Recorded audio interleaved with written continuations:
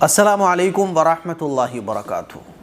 کبھی کبھی ہماری زندگی میں ایسے بڑے بڑے حادثے پیش آ جاتے ہیں کہ ہم لوگ جو ہے نا ان حادثوں کو برداشت نہیں کر پاتے ہیں۔ صبر کا باندھ ٹوٹ جاتا ہے، ہمتیں جواب دے جاتی ہیں، کلیجہ منہ کو آ جاتا ہے، سننے والوں کے منہ پھٹے رہ جاتے ہیں کہ ایسا ہو گیا، ایسا ہو گیا۔ ابھی تقریباً 3 دن پہلے ہمارے فیروز آباد کے قریب آگرہ کے کھندولی علاقے میں ایک ایسا ہی حادثہ پیش آیا جس نے سب کو جو ہے نا حیران کر کے رکھ دیا، کلیجہ منہ کو آ گیا۔ اور جب یہ خبر اس علاقے میں پھیلی، پتہ چلی، تو کچھ دیر کے لیے تو لوگوں کو یقین بھی نہیں ہوا، اور حادثہ اتنا خطرناک کہ شاید حال فی الحال میں اتنا خطرناک حادثہ میں نے تو نہیں سنا۔ ایک ہی گھر کے 16 لوگ حادثے میں مارے گئے، ایک ہی گھر کے 5 بھائی، جس میں سے 4 بھائی اپنی اپنی فیملیز کے ساتھ آگرہ کے کھندولی سے، ٹوٹل جو لوگ تھے وہ تقریباً 30-35 لوگ تھے۔ ایک میجک میں سوار ہو کر یہ لوگ پاس میں ہی ایک علاقے میں 40ویں میں شرکت کرنے کے لیے گئے ہوئے تھے۔ 40ویں کے پروگرام میں شرکت کرنے کے بعد یہ لوگ واپس آ رہے تھے تو بس نے ٹکر ماری، اور اس حادثے میں آپ دیکھو کہ اللہ کا نظام کیا ہے کہ اس حادثے میں 4 بھائیوں کا اپنی پوری فیملیز کے ساتھ انتقال ہو گیا، مارے گئے سب، بچے بھی مارے گئے، عورتیں بھی ماری گئیں، چاروں مارے گئے۔ 1 یا 2 بچے بچے ہیں جس میں 1 سال کی عمر ہے، ایک کی 2 یا 3 سال کی عمر ہے۔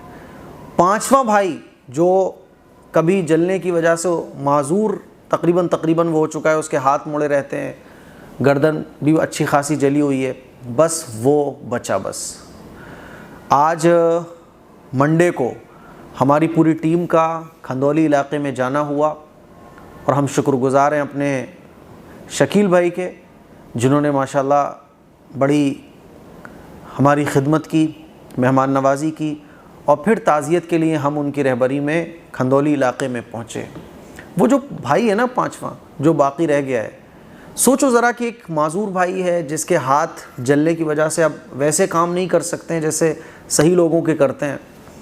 سوچو ذرا کہ 3 بھائیوں کے مکان ایسے تھے، 2 بھائیوں کے برابر، پھر ایک گلی چھوڑ کے 2 بھائیوں کے تھے، ایک کا اور کہیں اسی علاقے میں تھا۔ 5 بھائیوں کے جو مکان تھے وہ اسی علاقے میں تھے، کھندولی میں۔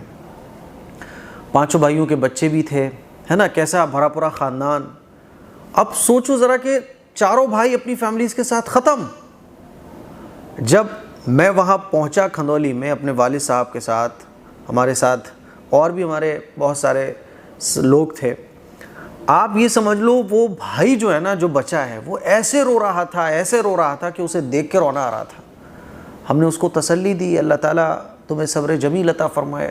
آپ یقین مانو کہ کلیجہ منہ کو آ رہا تھا اس کا رونا دیکھ کر، روتے اس کی آنکھوں سے آنسو نکلنا بند ہو چکے تھے۔ پورے فیروز آباد کی طرف سے اور پوری سوسائٹی کی طرف سے ہمارے استاذ مفتی تنویر صاحب کے حکم پر ہم وہاں پہنچے تعزیت کے لیے۔ پورا گھر ہی ختم ہو گیا۔ عزیز بھائیوں، میری بہنوں، ایسا کیوں ہوتا ہے؟ اب ایک سوال آتا ہے کہ ایسا کیوں ہوتا ہے، ہمیں کیا کرنا چاہیے؟ جہاں تک لوگوں سے پتہ چلا تو لوگوں نے بتایا کہ وہ جو میجک والا ہے نا، اس کا مالک اسے فون کر رہا تھا کہ جلدی آؤ، تو وہ جلد بازی میں تھا، اور جلد بازی میں کیا ہوا کہ بس سامنے سے آئی اور بس نے ہلکا سا پش کیا، اور پھر وہ میجک دور جا کے پھینکی، اور یہ پورا حادثہ پیش آیا۔ ایسا کیوں ہوتا ہے، اور ایسے حادثات کو روکنے کے لیے ہم کیا کر سکتے ہیں؟ کل رات کو ہی ایک اور خبر ملی کہ ہمارے ہی محلے میں 2 نوجوان جو آگرہ جا رہے تھے، ان کا راستے میں انتقال ہو گیا، جس میں سے ایک تو اپنے بوڑھے ماں باپ کا اکلوتا تھا، اس کی ایک ننھی منی بچی ہے۔ اب ان بوڑھے ماں باپ کا کوئی سہارا نہیں ہے۔ بڑا افسوس ہوا۔ اللہ تعالیٰ تمام نوجوانوں کی اور تمام مسلمانوں کی ایسے حادثوں کی موت سے حفاظت فرمائے۔ میرے عزیز بھائیوں، میری بہنوں، اللہ کے نبی صلی اللہ علیہ وسلم نے حادثے کی موت سے بچنے کی دعا مانگنے کا حکم دیا ہے کہ ہم اور آپ حادثے کی موت سے بچنے کی اللہ سے دعا مانگیں کہ اللہ تعالیٰ ایسی موت سے ہماری حفاظت فرما۔ دوسرا، اب کچھ کام ہیں جو ہمیں کرنا چاہیے کہ بھئی اس طرح کے حادثات پیش نہ آئیں۔ پہلا تو یہ، جب گھر سے باہر نکلیں تو دعا پڑھ کے نکلیں، گھر سے باہر نکلنے کی دعائیں، شیطان سے حفاظت کی دعائیں، ہے نا، حادثے سے بچنے کی جو دعائیں ہیں وہ دعائیں یاد کر لیں۔ بہت ساری دعائیں ہیں، آپ کو جو آسان لگے وہ دعائیں یاد کر لیں اور دعائیں پڑھ کر گھر سے نکلیں۔ جب سفر پر ہوں تو اللہ کا ذکر کریں، کیونکہ موت کا کچھ پتہ نہیں ہے، ٹھیک ہے۔ اور جلد بازی، اوور اسپیڈنگ، ہے نا، غلط طرح سے ٹرن لینا، موڑنا، شراب پی کے گاڑی چلانا، یہ دنیا میں جو ریزنز ہوتے ہیں ایکسیڈنٹ کے، عام طور پر جو ایکسیڈنٹ ہے وہ انہی ریزنز کی وجہ سے ہوتے ہیں۔ اسی لیے دنیا دارالاسباب ہے۔ ہاں، آپ پوری کوشش کر رہے ہیں، آپ گاڑی بھی اچھی چلا رہے ہیں، پوری احتیاط سے چلا رہے ہیں، سب کچھ آپ کیئرفلی کام کر رہے ہیں، پھر کوئی حادثہ پیش آ جائے تو اللہ کی مرضی ہے۔ اب سوال جو موسٹ امپورٹنٹ سوال ہے کہ اللہ تعالیٰ کی طرف سے ایسا کیوں ہوتا ہے، ایسے بڑے بڑے حادثے کیوں پیش آتے ہیں؟ تو دیکھو، اس کا جواب تو یہ ہے کہ اللہ جو ہے نا وہ حکیم ہے۔ اللہ نے قرآن مجید میں جگہ جگہ ارشاد فرمایا ہے کہ اللہ حکیم ہے، واللہ علیم حکیم، کہ اللہ جاننے والا ہے، اللہ حکمت والا ہے۔ حکمت کس کو کہتے ہیں؟ حکمت کہتے ہیں کہ یعنی جیسے ڈاکٹر ہوتا ہے نا، حکیم کو حکیم کیوں کہا جاتا ہے؟ کہ اس مریض کے اندر جو بیماری ہے، اس بیماری کو حکیم سمجھتا ہے اور اس بیماری کا علاج ڈھونڈتا ہے۔ بات سمجھ آ رہی ہے؟ جیسے آپ نے دیکھا ہوگا کہ بہت سارے مرض ایسے ہوتے ہیں کہ جس میں جو ہے نا آدمی پانی مانگ رہا ہوتا ہے، مجھے پانی چاہیے، مجھے پانی چاہیے، لیکن اس کو پانی، سب کو لگے گا پانی پلاؤ، لیکن حکیم صاحب منع کریں گے پانی بالکل نہیں پلانا، پانی پلا دیا تو یہ مر جائے گا، اور وہ کہہ رہا ہے کہ مجھے پانی پلا دو، پانی نہیں پلاؤ گے تو میں مر جاؤں گا۔ تو حکیم کہتے ہیں کہ اندر جڑ کو پہچاننے والا، ہے نا۔ یہ دنیاوی اعتبار سے معنی بتا رہا ہوں میں، اللہ کے اعتبار سے اس کے معنی کیا ہیں؟ یعنی اللہ کے ہر کام میں خیر ہوتی ہے۔ اور میں آپ کو سمجھانے کی کوشش کرتا ہوں۔ چھوٹا سا بچہ ہے، وہ انجیکشن نہیں لگوانا چاہتا، لیکن ماں باپ انجیکشن لگواتے ہیں، ڈاکٹر انجیکشن لگاتا ہے، تو بچہ سمجھ رہا ہوتا ہے میرے انجیکشن لگایا جا رہا ہے، لیکن میرے سوئی چبوئی جا رہی ہے، ارے دیکھو یہ لوہے کی سوئی ہے جو میرے چبائی جا رہی ہے نا، زخم ہے تو دیکھو کینچی وغیرہ سے یہ لوگ کاٹ رہے ہیں، مجھے تکلیف ہو رہی ہے، ارے مجھے تکلیف ہو رہی ہے اور یہ لوگ مجھے تکلیف پہنچا رہے ہیں۔ لیکن ڈاکٹر اور والدین جانتے ہیں کہ یہ بچے کے حق میں بہتر ہے۔ اسی طرح سے حکیم کہتے ہیں کہ اللہ اپنے جو بھی کرتا ہے اس کے اندر کوئی نہ کوئی خیر ہوتی ہے، اور اللہ کے ہر کام میں کوئی مصلحت ہوتی ہے۔ اللہ حکمت والا ہے، یعنی اللہ کو معلوم ہے کہ یہ جو ہوا ہے اس کے ہونے سے کیا فائدہ ہے۔ اس دنیا میں جو بھی کچھ ہو رہا ہے وہ ہر کام میں حکمت کے ساتھ ہو رہا ہے، اللہ کی حکمت اس کے ساتھ موجود ہے۔ بات سمجھ آ رہی ہے؟ تو یہ جو حادثہ پیش آیا ہے، بھئی ٹھیک ہے، اللہ کی اس میں مرضی ہوگی۔ تو ایک ایمان والے کو اس بات پر یقین رکھنا چاہیے۔ ہاں، ہماری جو کمیاں کوتاہیاں ہیں، تو جیسے میں نے شروع میں بتایا کہ دنیا دارالاسباب ہے، جو کمیاں کوتاہیاں ہیں اس پہ ہمیں توجہ کرنی ہے کہ یہ غلطیاں ہم سے ہوئی، اسی لیے یہ واقعہ پیش آیا، آئندہ ہمیں یہ غلطیاں نہیں کرنی ہیں۔ لیکن غلطیاں ہم نہیں کر رہے ہیں، ہم پوری فکر کر رہے ہیں، پوری توجہ کر رہے ہیں، نہیں ہم چاہتے تھے لیکن پھر بھی کچھ گڑبڑ ہو گیا، جیسے کہ یہ حادثہ پیش آ گیا، تو اب اللہ کی مرضی ہے۔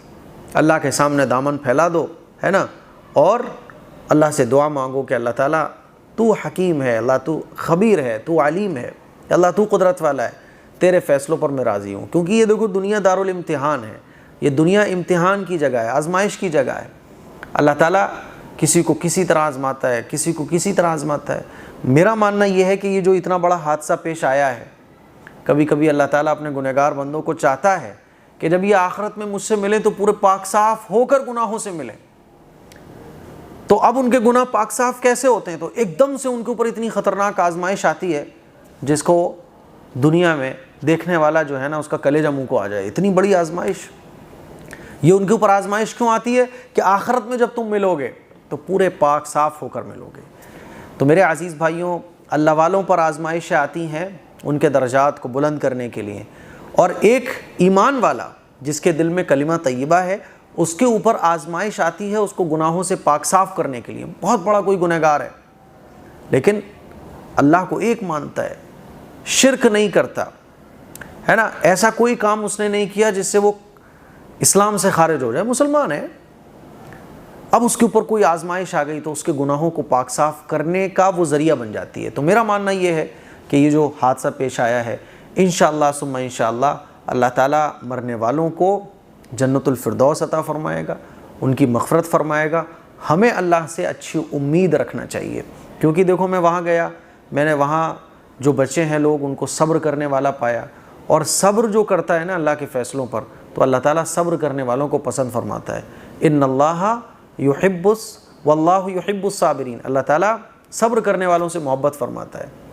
तो इस तरह के जो हादसात छोटे हों बड़े हों, हमें इस पे सब्र करना चाहिए। और ये आते इसलिए हैं, अगर हम नेक हैं, हमारी ज़िंदगी अल्लाह और अल्लाह के रसूल के तरीक़े पर चल रही है, तो मज़ीद हमारे दर्जों को जन्नत में बुलंद करने के लिए।